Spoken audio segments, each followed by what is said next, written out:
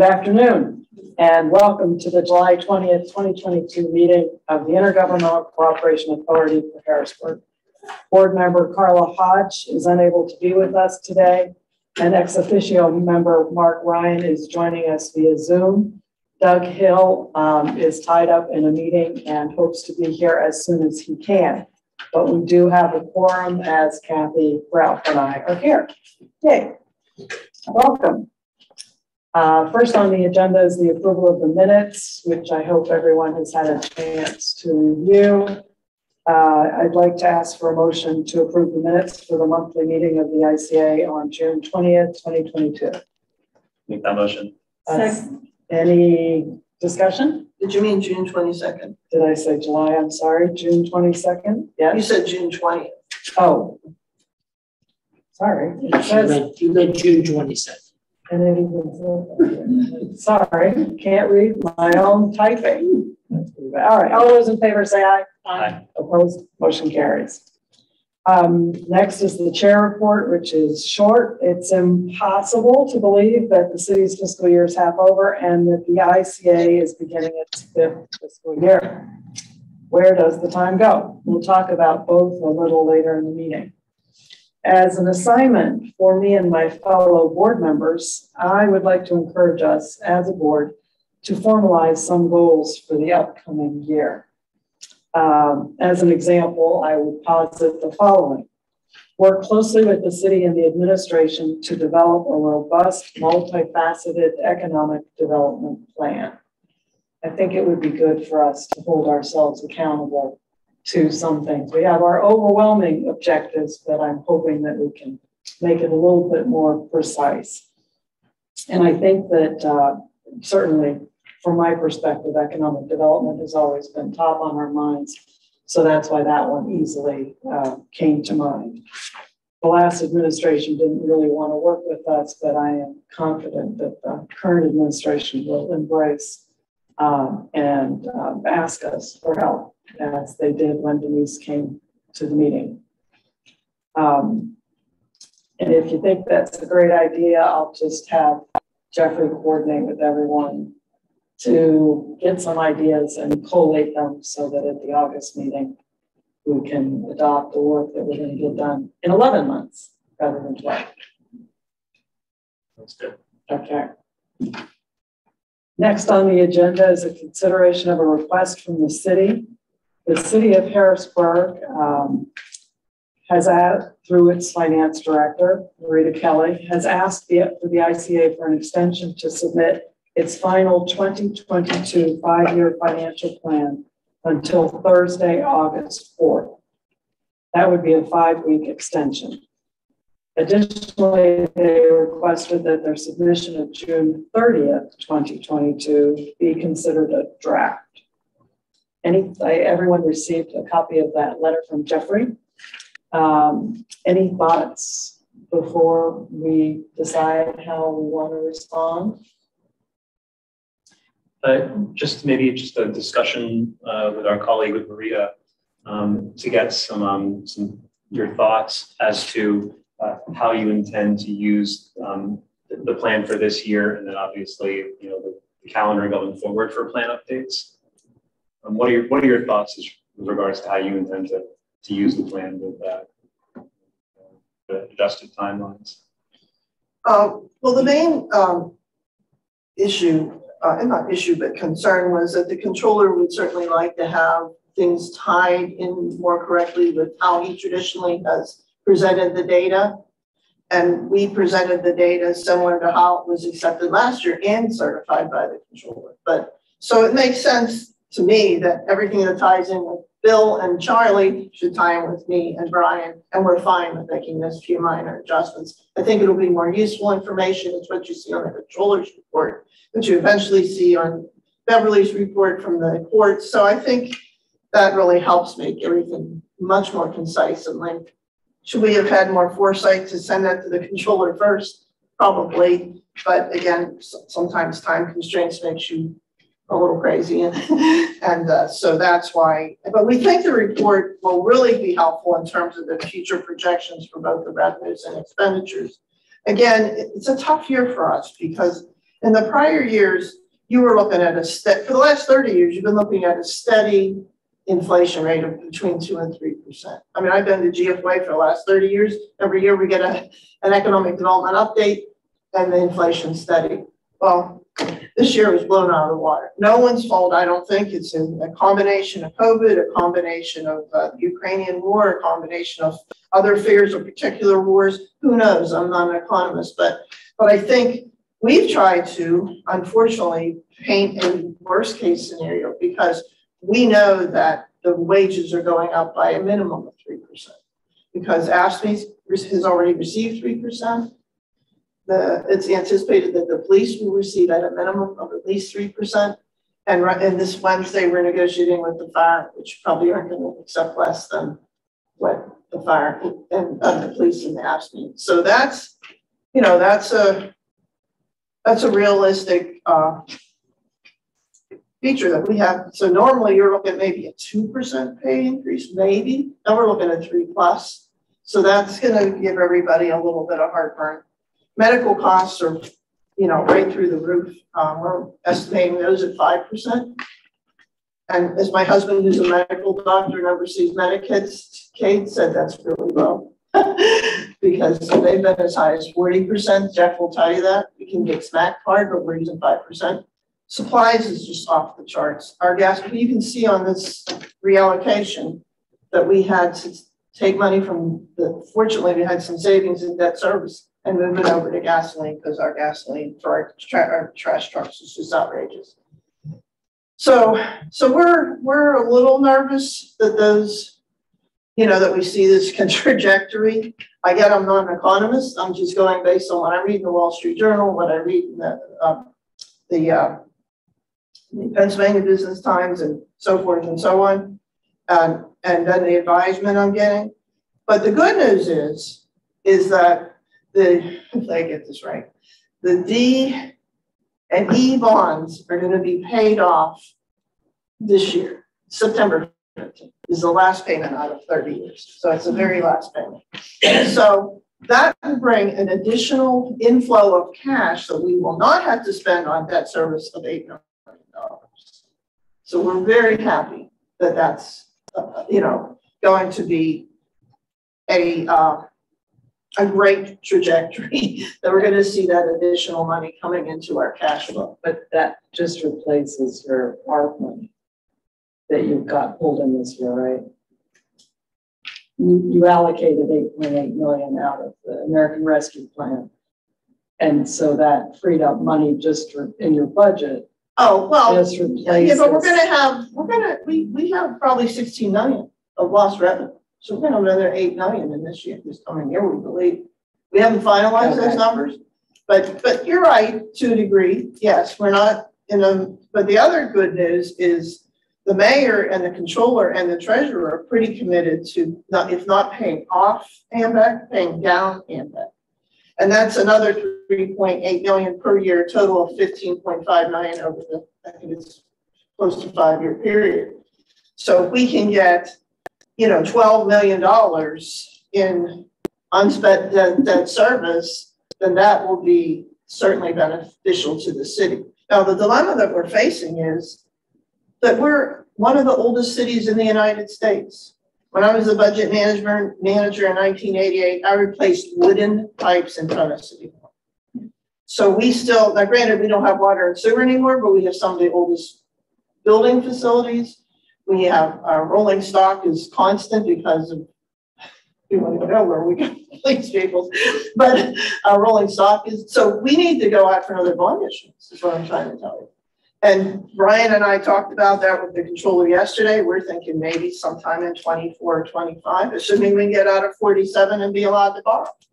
So I think the trajectory is a positive one. Plus we have 48 million in, well, not yet. I mean, not still. That's going to be down, obviously.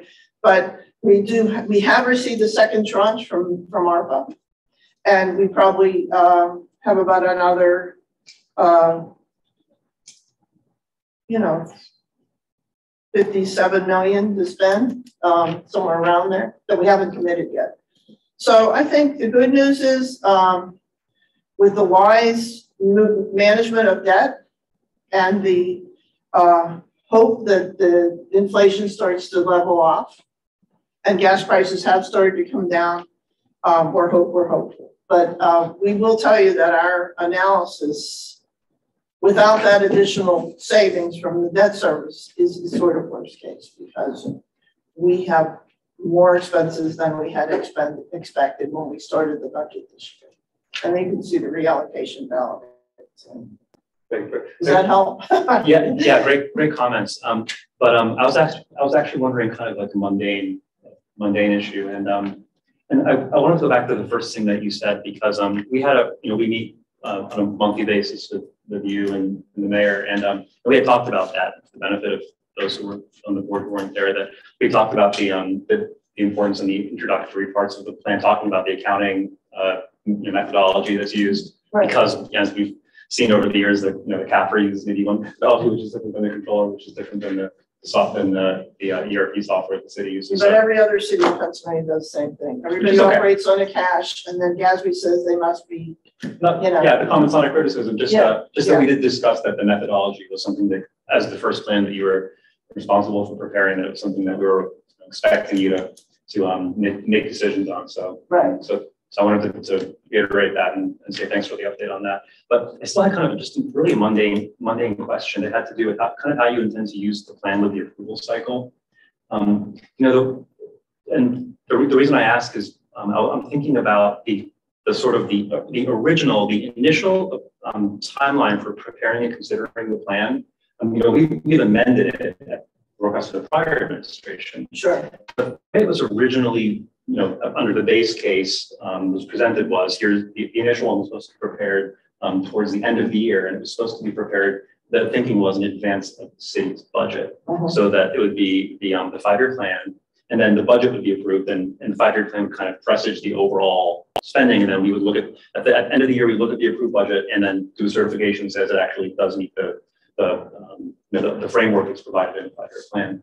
So thinking about the cycle that we're talking about today, as far as having the 2022 plan stamped and dated for August, it's what the last administration was doing was almost making it retroactive for the half year in which the budget was approved, and then forecasting, the remainder of the 5-year time framework for the plan.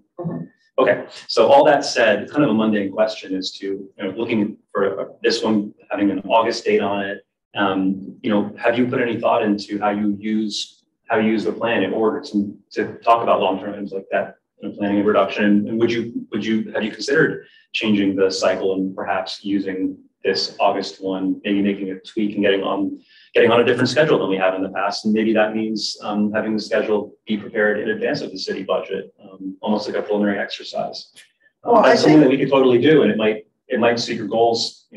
Perhaps it would suit your goals better hearing some of your comments. Well, I can't say that there's, going from a different author to a new author and going to a different strategy to a new strategy. It wasn't a little painful, but the grace of God is, excuse my expression, but is that you tied directly in with our mid-year report. So it really helped us with the controller and the accounting manager and the budget manager and myself, that we were able to use both reports to manage and explain information to council and manage and explain financial information to you at the same time with better stringent examination by the controller and the treasurer.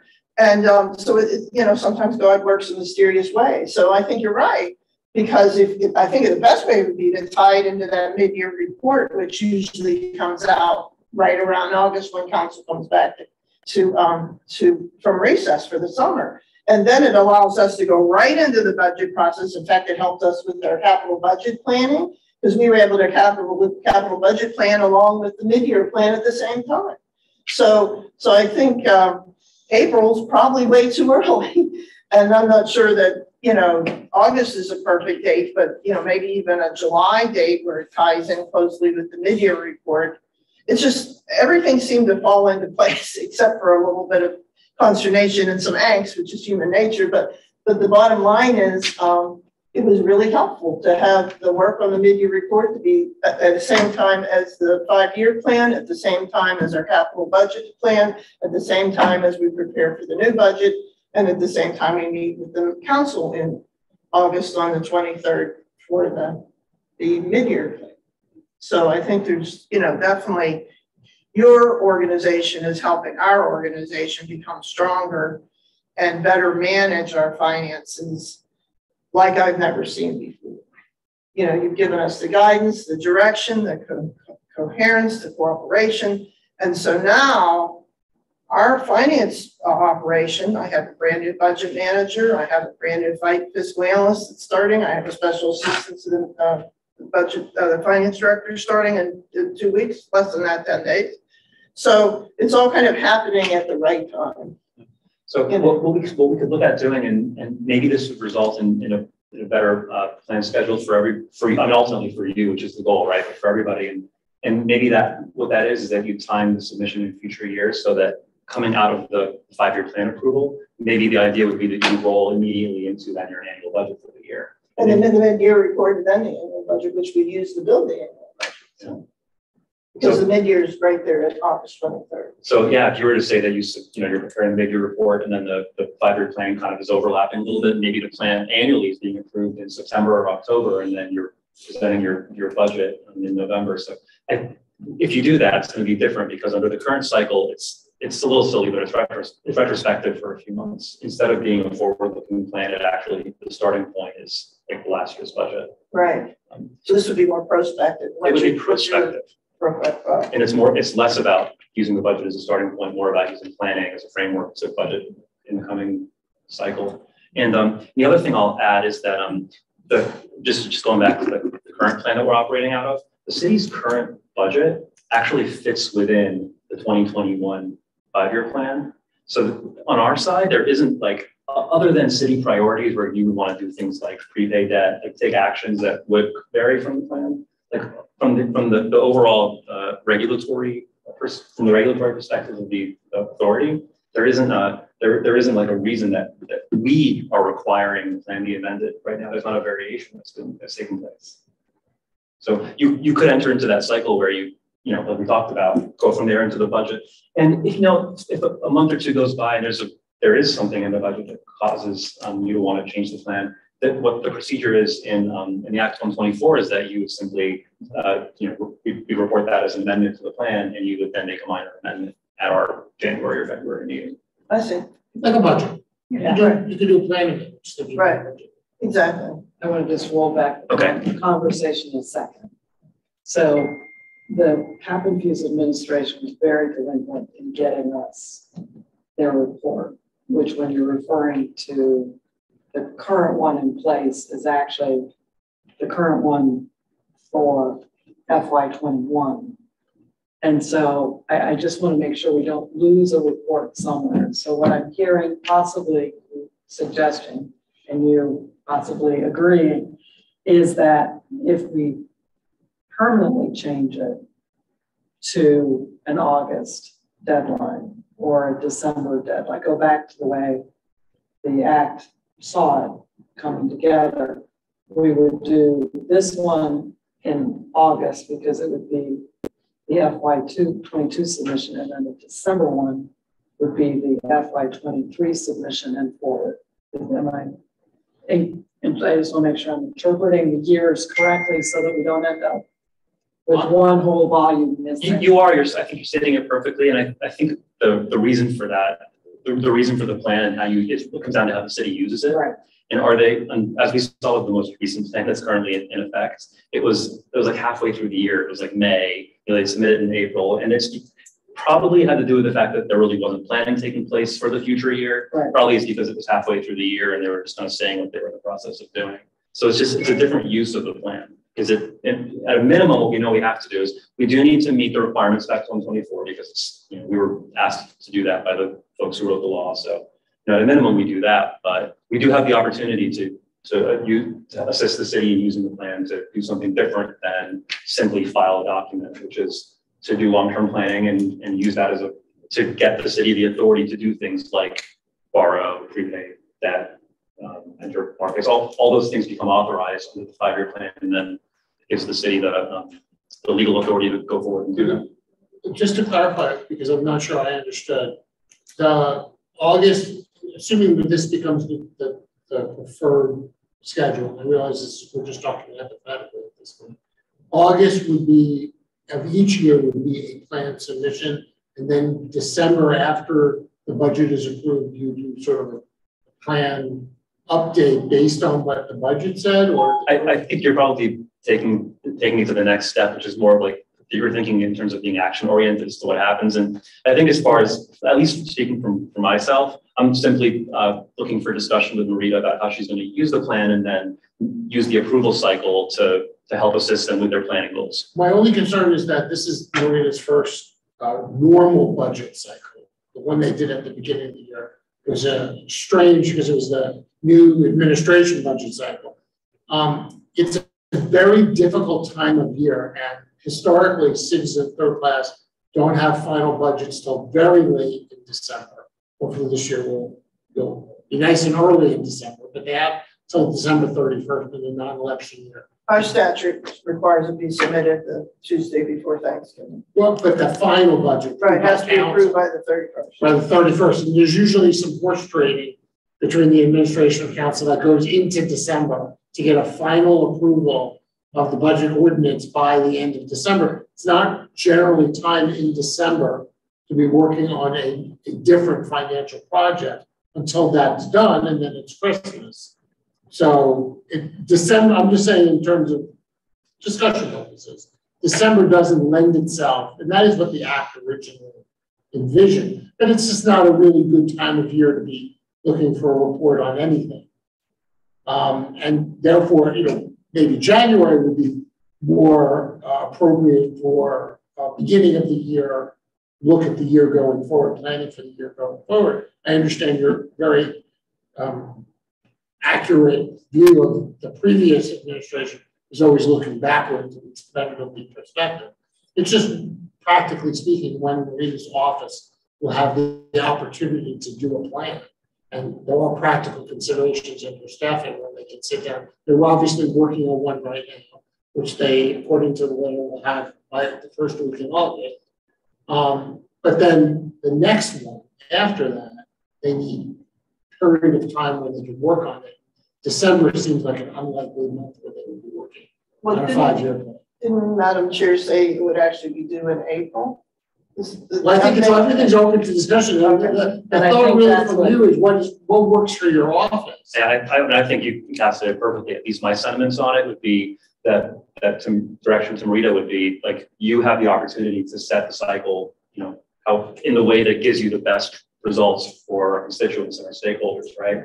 And we don't have to do it in December. We don't have to do it in April. We could pick and do it in August, and you don't have to use it retrospectively like the last plans were done. You could use them prospectively, and to help supercharge your budget process, you can kind of launch into it from there. And from us, you'd be getting the authority to do certain things that are written out in that Act 174 that the 5-year plan authorizes you to do once it's approved.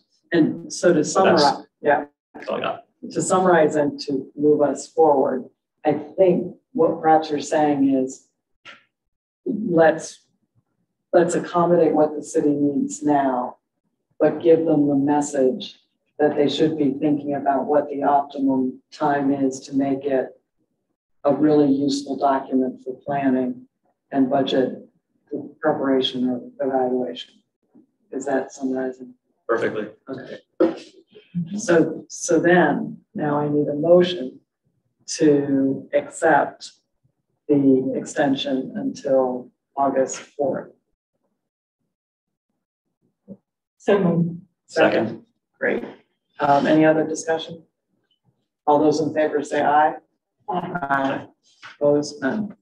And again, I did try to tell people earlier, I'll repeat it. The reason why I've been looking at my cell phone is that Doug, who's not here, was trying to get here. He just texted and said he could be here about 4:45. I told him it's okay. We have a quorum because I don't know how fast we're going to be going, and I'd hate to have him come into an empty room. So normally I would not be checking my phone during the meeting. All right, so now that we have the budget, the deadlines moved to the 4th of August, which is it was perfect because it was exactly 5 weeks after when it was submitted, so that keeps it even. We now have an existing schedule for our next meeting of August 24th, which is a Wednesday. So that would give us almost 20 days to review the document and then begin working on a response. I will tell you that I am on vacation from the 15th through the 20th, coming back the 29th.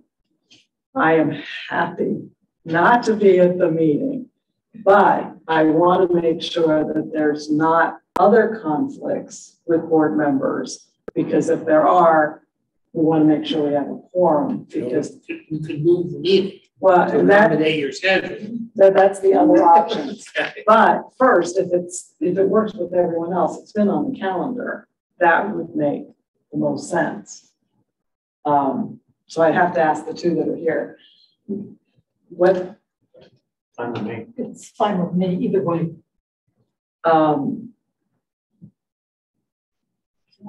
So let's assume we're going to leave it as is. And Jeffrey, could you check with Carla and with Doug? I can. And then Should we check on the availability of the 31st as an alternate, August 31st, just in case? we can do that. Just to see if the 24th doesn't work out for whatever reason, we have it 31st of August as a backup. Pete? That be okay? How are you guys on the 31st? Should be fine. Okay, so we can ask both questions. Okay. And then as I did my calculation, our report would be due, because this is all run by numbers and stuff. Our report would be due back to the city September 6th, which is a Tuesday, because 30 days would have been the Saturday, but because it's Memorial Day, we get the day after Memorial Day. So that next I say, is that realistic to get a report in writing back to the city a day after Labor Day? Did I say Memorial Day? You said Memorial, but you meant Labor Day. Sorry. Yes, In the my day after mind, I Labor was like, would be our deadline to get communication to the city, would be the Tuesday after Labor Day. we could, as much as we've accommodated the city, we could propose that we would get it to them on the 9th, which will give us the balance of that. I'm fine in terms of scribing any response. I'm around and I am not going away. I'm fine that weekend, before and the week after. So I'm completely clear on my schedule to work on this, whatever this turns out to be in terms of response. Well, then maybe we leave it the 6th, and that way it's nice and clean. I think it's fine. I don't think it's our first time having to do a comment letter or review letter for the city. So hopefully Jeffrey has the procedures down. Basic idea, we just need the content. I got the format down. So, yes. Great, thank you all. Even if the board determines that it is more appropriate to meet on the 31st of August, which is obviously closer to Tuesday the 6th, I still have enough time, I think, with content to be able to put together a comment on that Tuesday. Yeah, because we normally get you comments. Yeah, before. so I don't think we should have. I don't think we should have any problem either. Great. So Marita, as we promised, we always have time on the agenda. Should you wish to use it, I will turn it over to you for as long as you want. Thank you, Madam Chair. Well, the capital budget meetings have concluded with all departments, and it's re-emphasized the need for potential borrowing in the future. Right now, for 2023, we plan to do a pay-as-you-go, which is what we've been doing, but that's getting old fast. So we're glad to see the progress we're made. That we were able to get that first, and we're beginning the operating budget reviews with each individual department sometime the first week of August. And we hope to have that finished by September 1st. They could go into September, it depends on how the availability of department chiefs and so forth. But we're certainly a full month ahead of time of what we normally have with the budget, just because we promised Sasha Green, the Vice President of the Council, that we would, stay on target and try to keep as close to the budget schedule as we had originally submitted to her. So that's really good news. The budget manager's been really good, considering he's only been there since March 28th, but he's come in and picked up really quickly. Of course, Brian's a good teacher, and hopefully I'm a decent teacher. And so the budget's on full speed ahead. The Act 47 information was sent on time to the Department of Community and Economic Development. The mid-month report was sent on time to the Department of Community and Economic Development.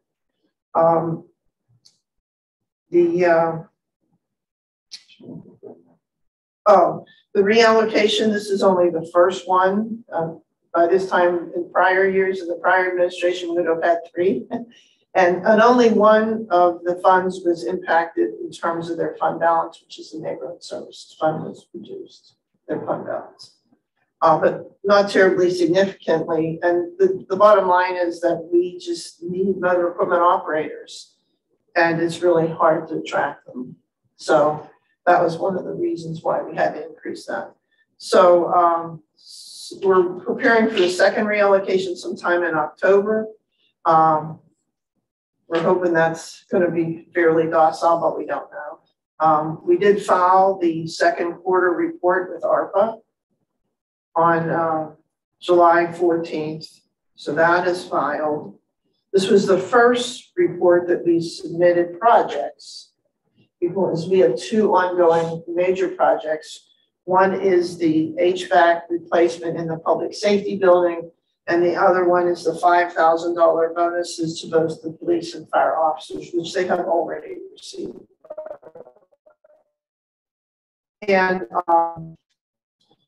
after the recess, the mayor and the council will probably do their due diligence on both sides, is in terms of determining how to spend the remaining portion of the ARPA money. You guys have been invited to the public meetings, which many of you have attended.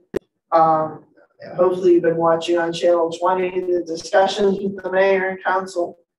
And so I think, they're in pretty good agreement with public. Low-income housing is a huge priority. To pay the utility bills off, which will be huge. To bring both revenue back into the account and bring people current after COVID and so forth. And so we're really hoping that'll boost our revenues and trash revenues, that is. And where was I? So I think, that's pretty much my report, unless you guys have any questions. But we're a very active finance office right now. So I'll be hopeful we can get that. If anybody knows who a financial analyst who's interested in a job, we are desperate. So we are very, very much interested in hiring a financial analyst. And Jeff's having the same problem. It's just, you can't find people. So it's a really difficult human resource challenge. There is such a shortage of employees to fill positions. It's been very painful. I mean, our trucks are running with our managers and our supervisors running the trucks. Although we do have a new public works director, Dave West, who's just a joy. He came back from the prior administration, and according to him, the mayor came to his house to invite him back. And so he's a great guy. Dave West is his name, and he works really, really well with Dave Fisher, our facilities manager, and the rest of our team. So we're glad to have him back. I think that'll be good direction. So I think we're, full speed ahead. Unless you have any other questions. Thank you, Rita. Questions from Rita? And please do take a deep dive into that reallocation, because there's a lot of moving parts there, so I'd be happy to explain any moving parts to you, but there's a lot. But Marita, just to reiterate a request from the last two meetings now, could you please get for us a report on the age receivables for the Neighborhood Services Fund? Sure. Well, we don't need a custom report, just what you got. One of the things Brian was doing, which is why we're a little delayed in it, is he's working with Matt Robeson, our CPA, to see what he believes is the best way to report that, and to make sure that there's, as you say, there's the issue with, you know, our cash and our accrual. So we're trying to make sure that what we give you is worthwhile to you. So he's been working with Matt when he began the audit, and now we're looking at what's the best way to report those receivables. So whatever you have on hand. I'll talk to Brian about that. Thank you, Marita.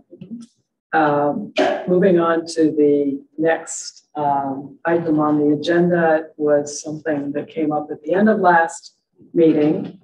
And July 1st, as I mentioned, saw us enter. It's our 5th fiscal year, which means we also entered the last year of payment from DCED based on the MOU that we signed in the spring of 2019. So that means that will be the last $100,000 payment that we can expect from DCED. And does that last year funding mean the last year of existence for the ICA? The wording in Act 124 would suggest not. It states, and this comes under definitions most clearly, termination date. Can't be clearer than that. The termination date is December 31st of the full calendar year following the year in which an intergovernmental cooperation authority is entered into under Section 203D.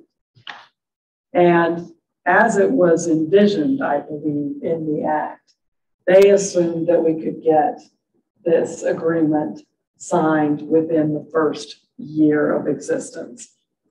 And I say that because they specifically say you can't sign it in less than 6 months, like if we were really go-getters.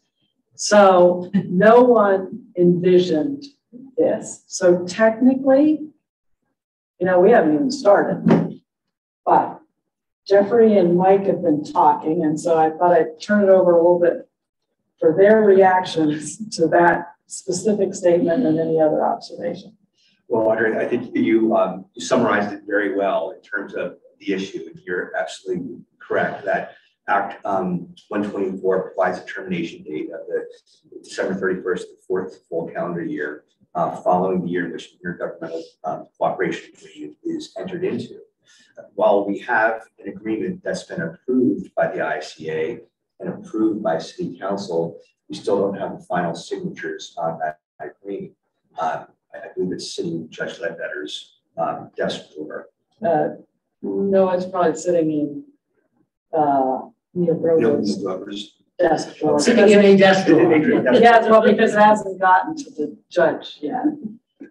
It's my understanding, because Neil doesn't want to submit it. And that may be something I ask you, if you wouldn't mind reaching out to Neil again and saying exactly what's holding this up, because he said, we're not going to sign it. We're not going to move forward until he figures out how to deal with these outstanding court cases. And I had a conversation with this last week, and it was our first opportunity to talk about this particular issue. And at the crux of the issue, the logjam, so to speak, has to do with the incinerator litigation, with the Act 47 coordinator now being the sole party to that litigation on behalf of the Commonwealth of Pennsylvania, where the city is no longer party to the incinerator litigation.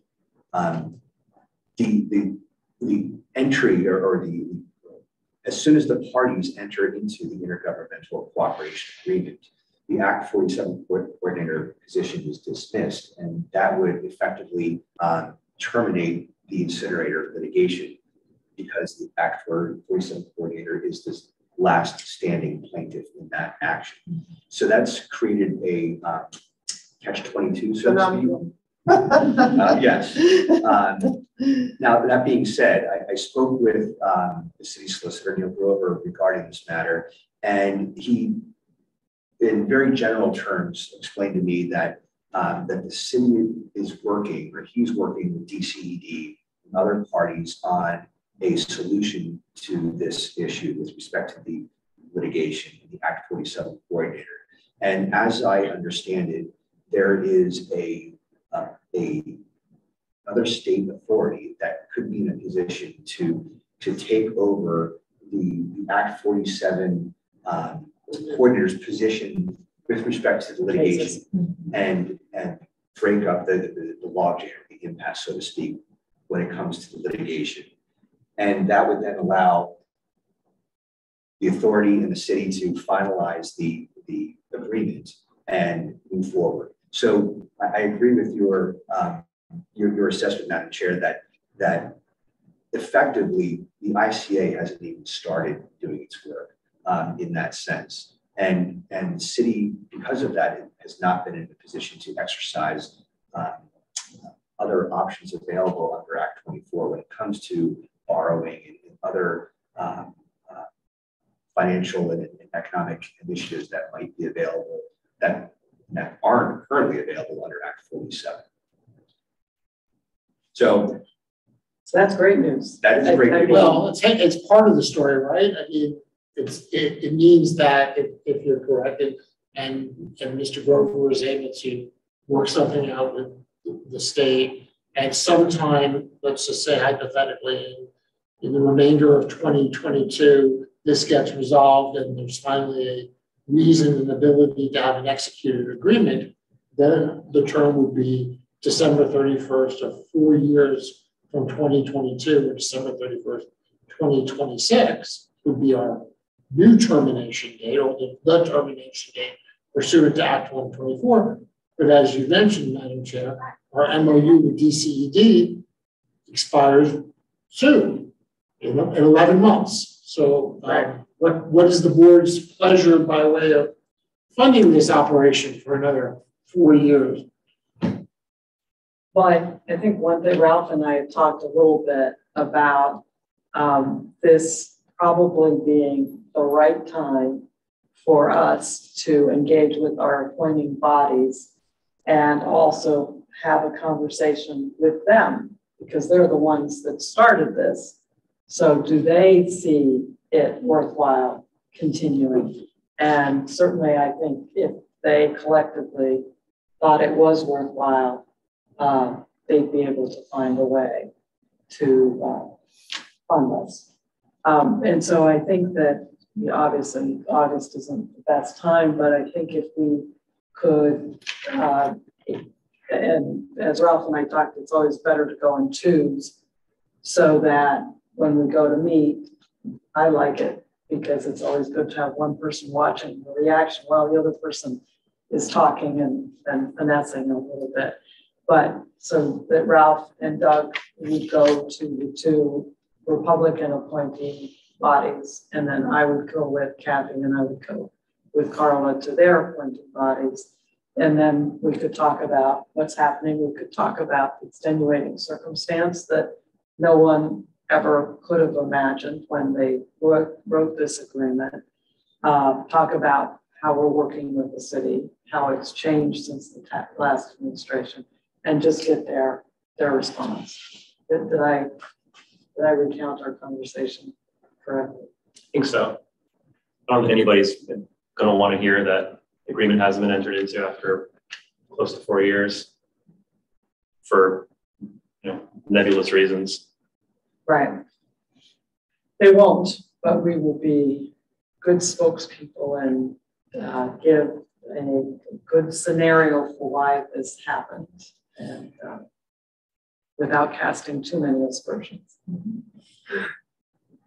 I'm not sure if someone asked me, I could explain why we haven't entered into an agreement, to be honest. Oh, I could, but it's not. I mean, the reality is we haven't, for whatever reason. Right. Well, and unfortunately, well, unfortunately, there were no teeth in Act 124. Right? They didn't give us good teeth to force cooperation. And I'll stop there.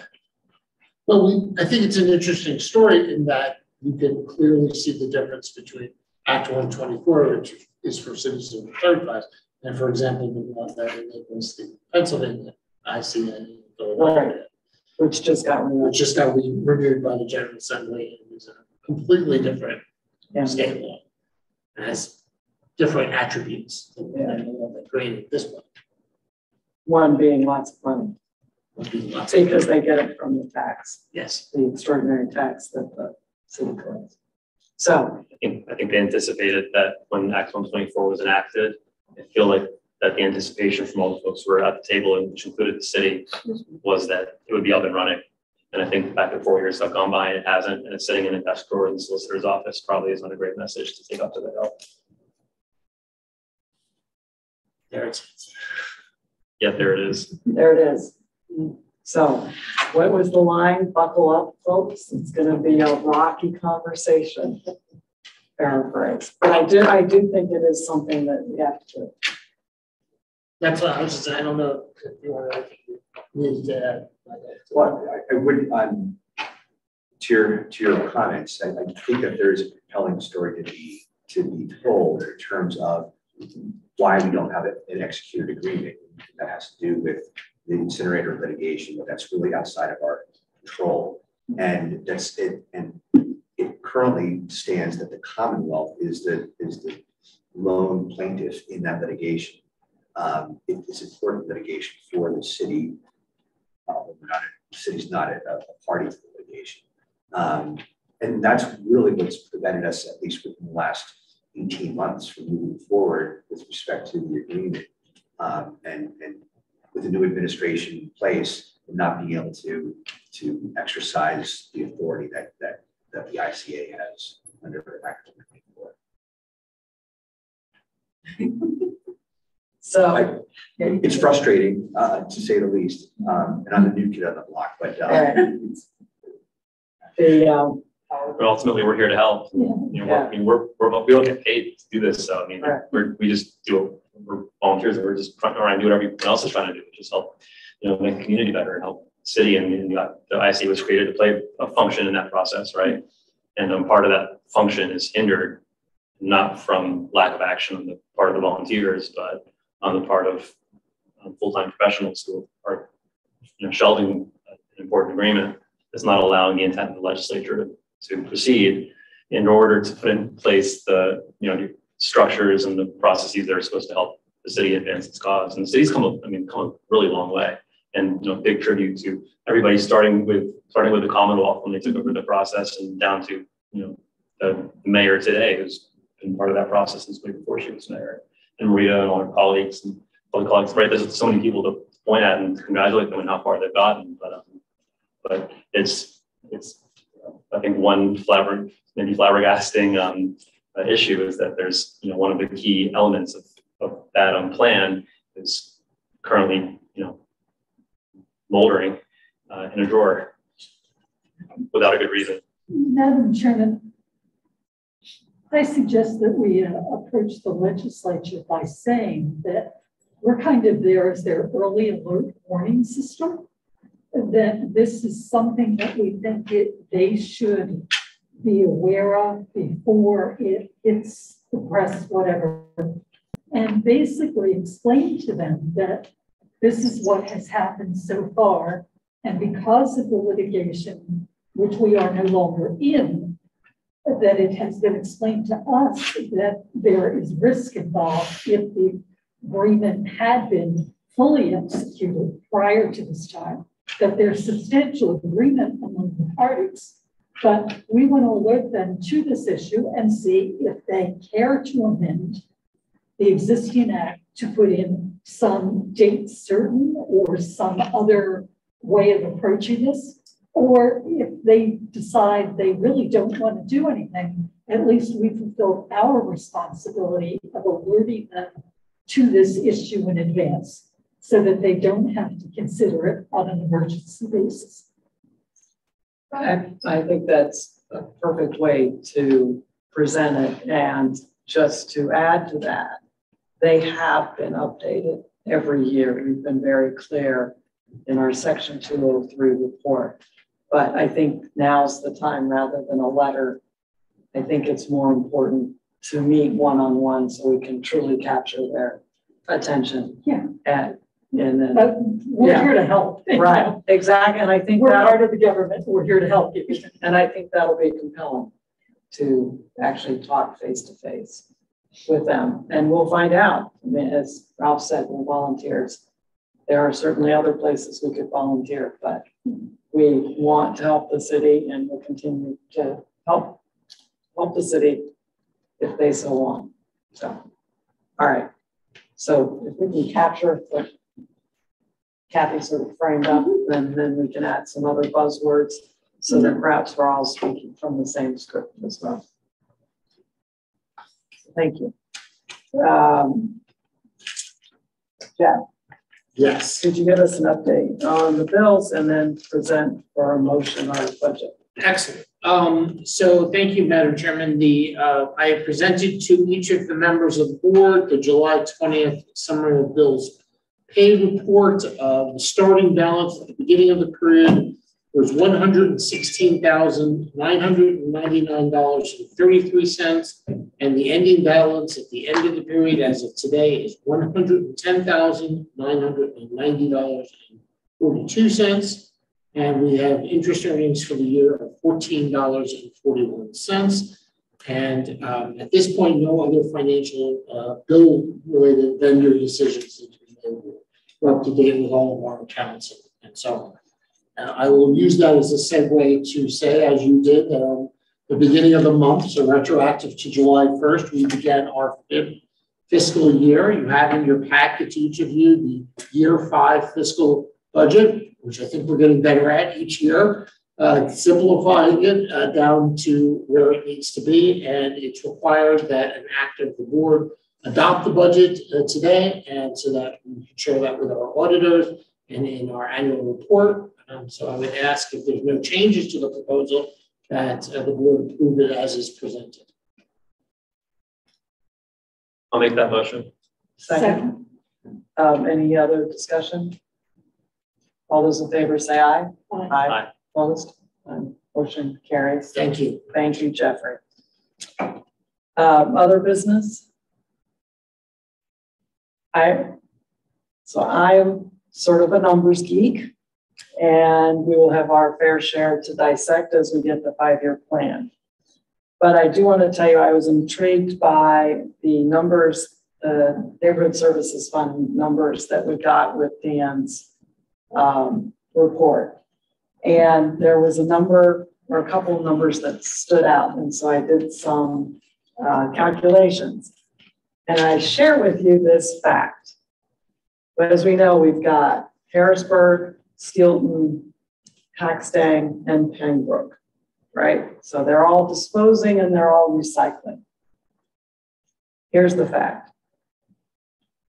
Paxtang accounted for about 0.5% of the waste, yet they accounted for 7% of the recyclables. Go Paxtang. Yeah.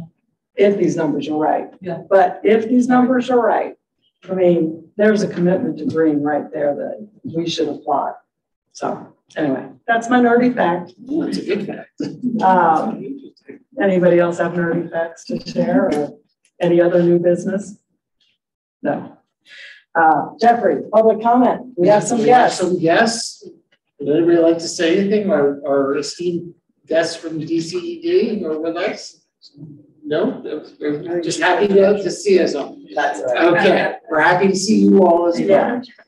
None manager. Thank you. So in that case, can I entertain a motion to adjourn? Kathy's nodding her head. You may. Thank you. And seeing no objection, we're adjourned. Okay, 4:55. Thank you. And so it's a good thing that That's right. we didn't have to